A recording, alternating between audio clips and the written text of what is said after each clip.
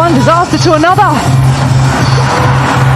Shakib hit it straight to the fielder. He was out of the crease, suggesting to বাংলাদেশের opening পজিশনের অবস্থা দেখে রেগে আগুন হয়ে গিয়েছে মাশরাফি বিন মুর্তজা। এরা কি বাংলাদেশের হয়ে খেলতে এসেছে নাকি রং তামাশা করতে এসেছে?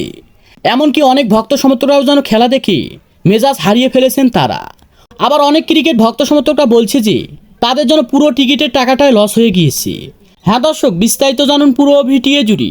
বাংলাদেশের হয়ে প্রথমে ব্যাট করতে নেমে যেন একেবারে দলকে হতাশ করেছেন তানজিদ হাসান তামিম। প্রথম বলে যেন বাংলাদেশের হয়ে গোল্ডেন ডাক মেরেছেন তিনি। এরপর যেন বিসিবিদের দেওয়া অভিজ্ঞ ক্যাপ্টেন নাজমুল হোসেন শান্ত মাত্র 4 রান করে তিনিও যেন দলের হয়ে গোল্ডেন ডাক মেরেছেন তিনি। এরপর যেন বাংলাদেশের হয়ে আসেন লিটন দাস, মাত্র 10 রান করে বাংলাদেশকে একেবারে খাদের মুখে ফেলে যায় তিনি। এরপর যেন দলের হয়ে আসে তাওহিদ হৃদয়, তিনিও যেন 9 রানের বেশি করতে পারেনি দলের হয়ে।